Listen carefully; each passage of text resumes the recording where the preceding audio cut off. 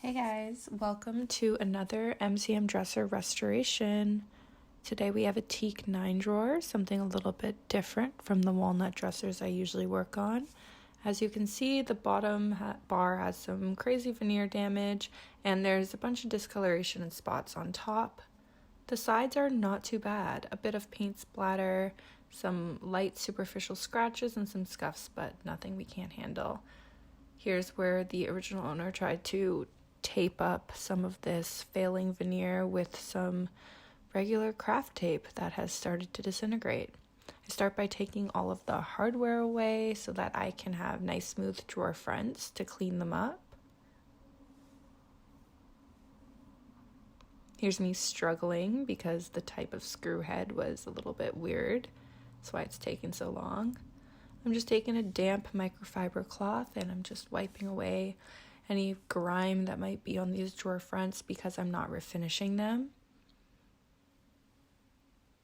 I didn't bother to use like a TSP or anything like that, mostly because I didn't want to leave any discoloration on the wood. They were in such good condition that and they weren't super dirty, so I didn't feel like I needed to use a heavy duty cleaner.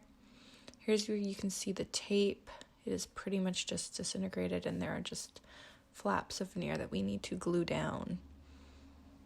I couldn't actually get this tape off just by peeling it by hand. It just kept coming up in these tiny little pieces. So I just took a knife and I am just trying to get under there. And as you can see, it's just coming up in these tiny little crumbs. All of the glue has pretty much just stuck itself so hard that you can't get it off. I'm just using a toothpick to get some glue. This is just some wood glue that dries clear. I'm just using a toothpick to get it underneath the loose veneer. Sometimes this is helpful just to make sure you can spread it around nice and evenly and get it under those really tight places that haven't lifted too much yet. As you can see, this veneer damage was bad.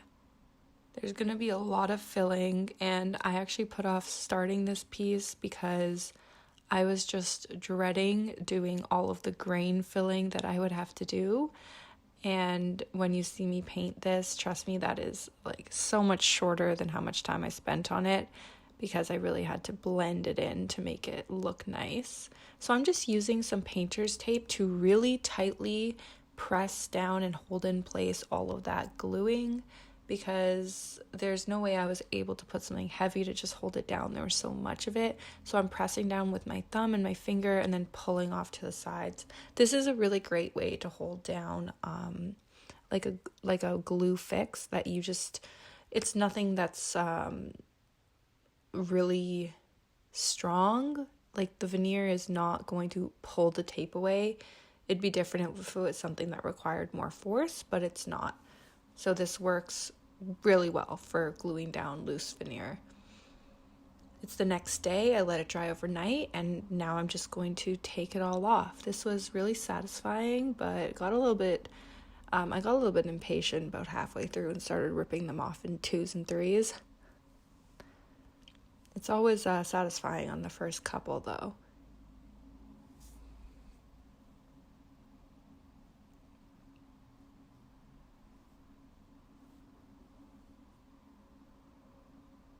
As you can see underneath, it's nice and glued down. Even this big part that was flapping is not moving. This glue is really great.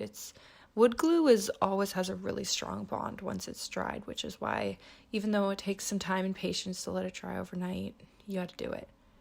I'm just applying some wood filler. This is just like the Teak wood filler, just a basic wood filler. Sorry for the weird shaky camera. I had somebody trying to film for me.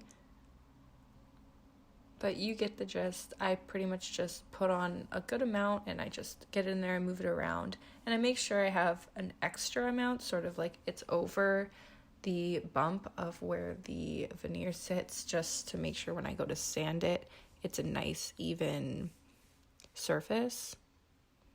Look at it all. Like I'm gonna have to grain paint all of that. Okay, I'm working on the drawers again. So before I sort of wipe them down with Restore Finish, I am going to take this needle and try and get some of that white paint out of the grain. I don't know why there's always white paint on these pieces. I mean, I get it. White paint is used in houses to touch up so many things, and when you have old furniture, it just tends to get on it. But when you have a grain like teak, it really gets in there, and it's super annoying to get out. So I'm just using the needle to sort of loosen it. I am using Restore Finish, and I know it's controversial, but none of the finish on these drawers is compromised. It's just a bit faded in areas. So the Restore Finish is going to sit on the surface and provide a nice luster, and it's not going to seep into the raw teak wood underneath and stain it. It is okay to use it in situations where the finish is not compromised and you're not going to leave staining on wood that you might want to refinish in the future.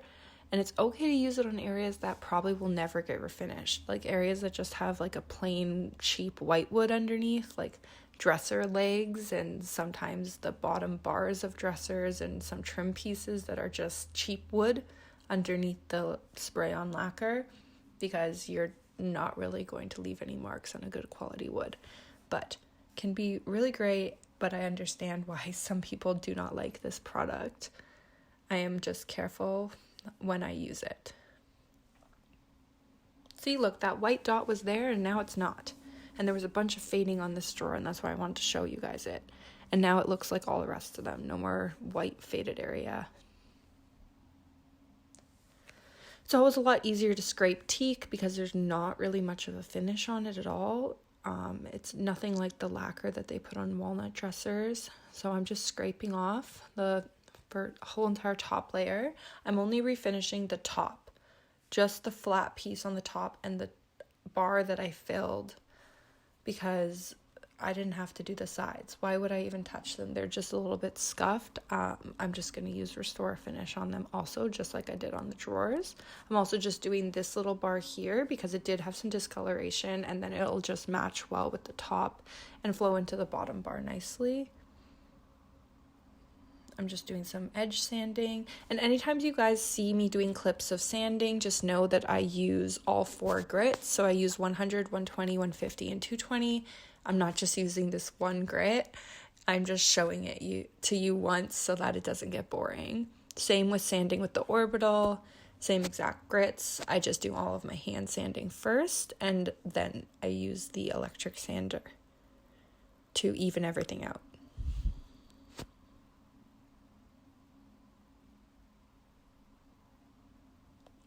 As you can see, I'm just going really slowly, and this top came out nice and smooth. It looked really good after all the sanding. And sometimes that's all you need to do with these. Sometimes the whole entire dresser does not need to be refinished, just choice areas. See, it looks nice and smooth.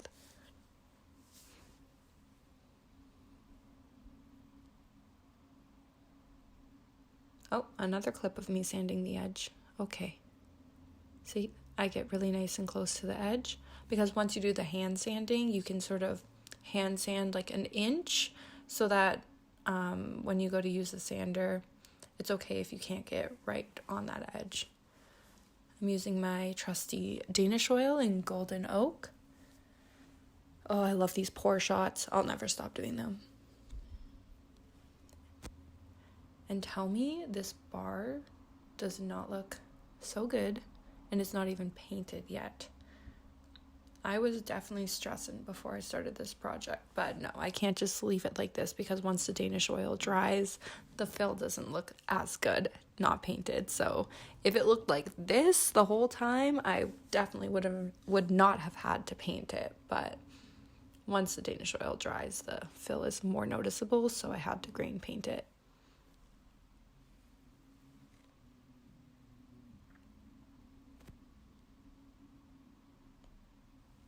I'm just removing all of the excess Danish Oil after waiting the prescribed amount of time and following the directions on the can. If you see me rubbing this, it's because I just wanted to make sure I got all of that excess Danish Oil off of the wood that I didn't refinish, because I don't want it to dry weird. So I'm just getting it all off. And now I'm going to take the Restore Finish, So I just use a longer cloth sometimes, and on one side I'll put the product and rub it in, and then I'll use the other side to rub off the excess restore finish right after, because it does say to take it off right away and not let it sit.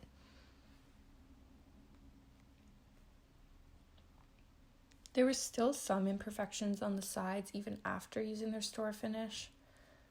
I really just try to get it in here on the bar without touching the top of the dresser too much, because I didn't want to sort of mix the restore finish and the Danish oil because I had just done it. So I go and put it on, and then right away I go back and I rub it really nicely to try and make sure I get all of that off. So I go over it again just to be sure. And it's sort of going to seem like there's still oil on it, but once it's dry, it's all good.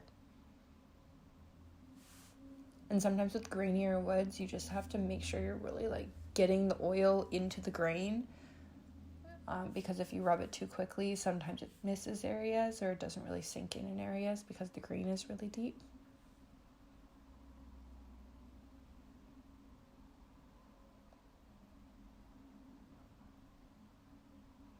I'm using my acrylic paints to create a color for the teak bar, but you'll see I really struggle.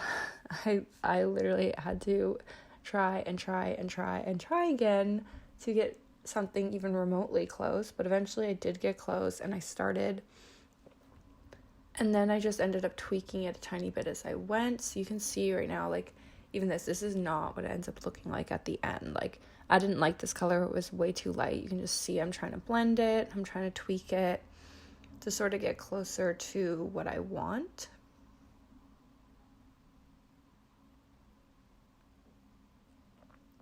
This can be a little bit of a tedious process, but usually if you're working with an area that's much smaller and much less noticeable, the color match doesn't have to be 100%. But because these areas are so noticeable and pretty large, I definitely had to get very, very close. So not only did I have to paint this base color that I'm using here, I sort of went in with like a darker color and a lighter color. You'll see it in like the end of this clip. I had a lighter color on the lid, and I sort of did little tick marks and blended it with my finger to mimic like a grain pattern. See that light color on the bottom right? I went in with that and then a little bit of the darker, and I just sort of blended it until I was happy with it. And because it's acrylic paint, it dries really quickly, so it's layerable. Like, you can just go in with a little bit, wait a second, go in with more, add more, and it's like you're adding layers and depth to the grain.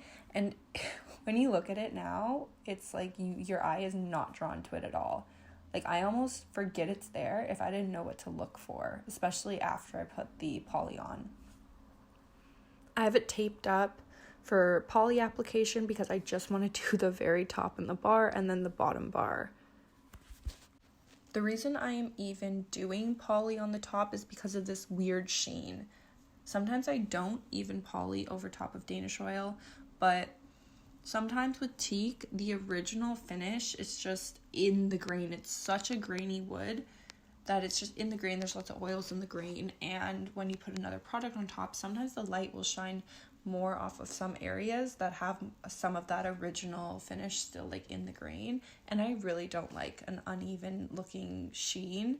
So I decided that I have to seal the bottom bar, so why not just do poly on the top as well? And I'm really happy I did. It turned out really nice, and it's not too shiny. It actually matches everything perfectly.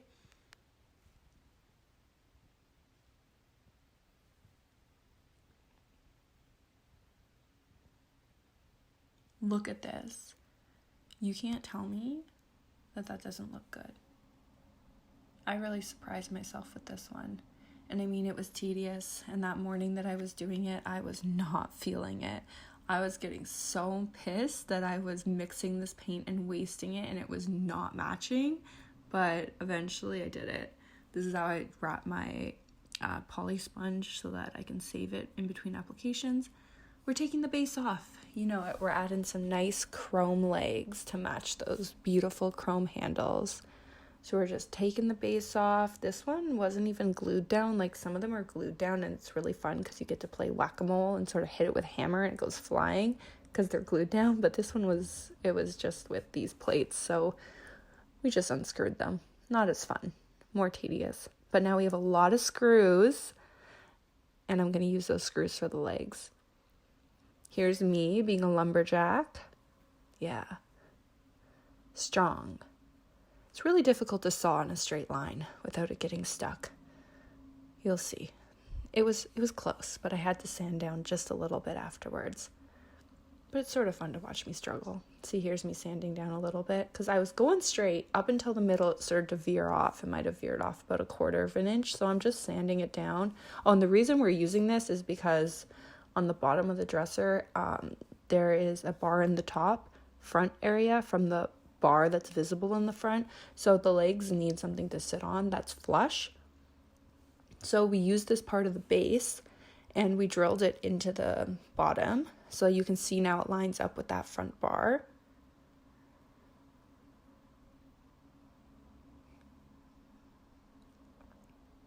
But there is yet another problem. Even though we're lining everything up nice, we're making sure, where do we want these legs? There is a little gap. That means the leg is not going to sit completely straight. So what do? Shove a washer in there. Yes, that's going to make up that millimeter-ish difference. And that worked like a charm. You can tell I've done that before, right? The good old washer trick. Now they're good. See? And now we can use good quality screws to screw the legs in instead of the really bad quality metal screws that they usually send with these legs from Amazon that sometimes can break off as you're drilling them in. So yeah, don't use those if you can avoid it. I'm just cleaning out the drawers. I also numbered all of them because they were really finicky and only wanted to go in certain spots. But yeah, all the hardware's back on. I'm just giving them a nice clean, getting out that dustiness. And then we got the final product. It is time to stage and take some beautiful pictures. So I bought this dresser for $200. Oh my God. I'm hoping to sell for $785, but this is definitely a lesson because she took the pictures from far away and I couldn't tell there was all that damage. And when I got there, I was bamboozled. But look how pretty. It's all worth it in the end, isn't it? Thank you for watching, guys, and I'll see you in the next video.